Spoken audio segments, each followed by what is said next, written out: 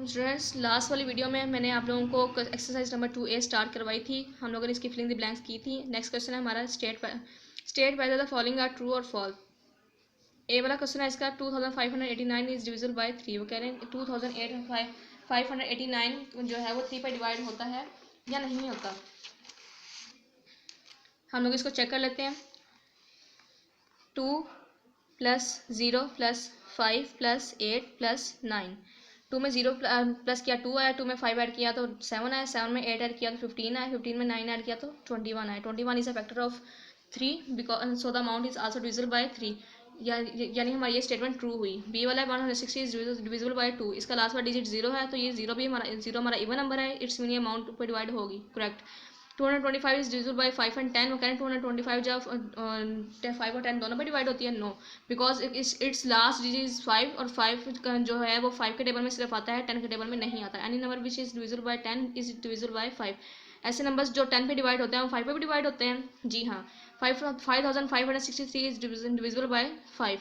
No, because its last digit is not 5 और 0, so amount is not divisible by 5.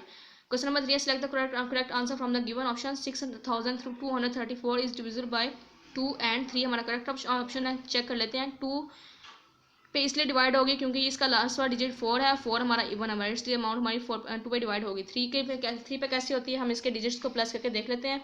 6 + 2 + 3 + 4। 6 में 2 add किया 8, 8 में 3 add किया 11, 11 में 4 ऐड किया तो 15।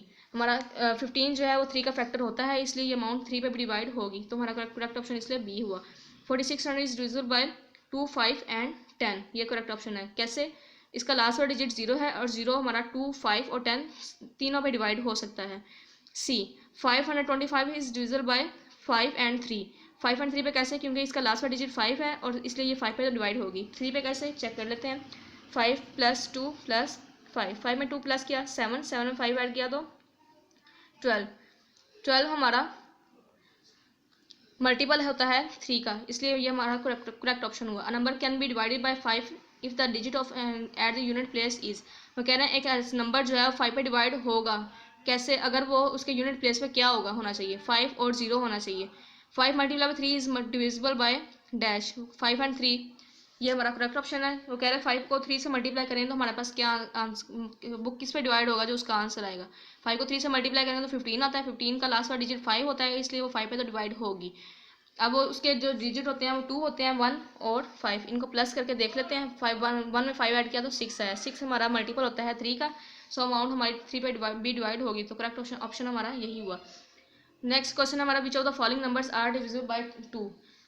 हम लोग इसको आप चेक देख लें कि आप लोगों ने इसको कैसे नोट करना है। मैंने फर्स्ट क्वेश्चन लिया 200। इसकी सबसे पहले आप लोगों ने डेफिनेशन लिखनी है। If the last digit of the amount is an even number then the amount is divisible by 2। ये लिखने के बाद आप चेक करेंगे कि आपकी अमाउंट है जो है वो इवन नंबर है कि नहीं है। इसका लास्ट वाला डिजिट 0 है और 0 हमारा इवन नंबर होता है, तो हम लोग लिखेंगे नीचे yes the last digit of the amount is an even number so it is divisible by 2। For example अगर यहाँ पे इवन नंबर ना होता, 0 ऐसा नंबर ना होता जो 2 पे डिवाइड हो सकता है, तो हम लिखते no the last digit of the amount is not even number so it is not divisible by 2। Next question हमारा sum number 5 which of the following numbers are divisible by 3। के कौन से नंबर्स जो होते हैं वो जो नीचे जो दिए गए नंबर्स हैं उनमें से कौन से नंबर 3 पे डिवाइड होंगे। तो हम लोग सबसे पहले लेंगे 625 को 24 को। इसकी भी सबसे पहले हम लोग डेफिनेशन लिखेंगे। The sum of the digit of the number is divisible by 3 then the amount is also divisible by 3। ये लिखने के बाद हम लोग इसको चेक करेंगे, इसके डिजिट्स को प्लस करेंगे। 6 में 2 प्लस किया 4 प्लस किया तो हमारे पास 12 आएगा। तो ये 12 हमारा 3 का मल्टीपल होता है, तो हम लोग लिखेंगे yes the sum of digit is a multiple of 3 so the amount is also divisible by 3। अगर ये मल्टीपल ना होता तो फिर हम लोग लिखते नो द, ये स्टेटमेंट चेंज करें। No the last digit of the amount is not a multiple of 3 so the amount is also not divisible by 3। Next question हमारा which of the following numbers are divisible by 5। हम यहाँ पे लिया मैंने सबसे पहले 2900 को। 2900 की भी इसका भी सबसे पहले हम लोग 5 का रूल लिखेंगे। यहाँ पे एनी नंबर विद 0 और 5 at the unit place is divisible by 5। इसका यूनिट प्लेस में 0 है तो हम लोग लिखेंगे yes the last digit of the amount is 0 so the amount is divisible by 5। अगर ना होता तो फिर हम लोग लिखते हैं no the last digit of the amount is not 0 so the amount is not divisible by 5। Next आ जाए सम नंबर 7 पे which of the following numbers are divisible by 10। सबसे पहले मैंने लिया 7281 ए वाला क्वेश्चन। इसके भी सबसे पहले हम लोग डेफिनेशन लिखेंगे। Any number with 0 in the unit place is divisible by 10। क्योंकि ये इवन नंबर है तो इसका लास्ट वाला डिजिट जीरो है, तो जीरो नहीं है, तो मैं लिखूंगी no the last digit of the amount is not zero, so the amount is not divisible by 10। अगर ये लास्ट वाला डिजिट इसका जीरो होता तो फिर मैं लिखती yes the last digit of the amount is zero, so the amount is divisible by 10। Next आपके पास सम नंबर 8 है। इसका ये कॉलम बना हुआ है, कुछ नंबर्स आपको दिए गए हैं और रूल्स बताए गए हैं। आपने इन नंबर्स को चेक करना है कि कौन ये जो नंबर्स हैं वो किस किस रूल पे अप्लाई होते हैं। जैसे फॉर एग्जांपल 1872 जो है उसका लास्ट वाला डिजिट 2 है, इवन नंबर है, इट्स मीनिंग 2 पे डिवाइड होगी। यहाँ पे हम लिखते हैं येस। इसका प्लस करके देखें तो आपके पास जो इसका मल्टीपल आएगा वो भी 3 पे डिवाइड होगा, तो इसके कॉलम में भी येस लिख देंगे। इसका लास्ट वाला डिजिट 5 यहाँ 0 नहीं है, इसलिए 5 पे डिवाइड नहीं होगी, तो 5 के नीचे हम लोग 9 लिख देंगे।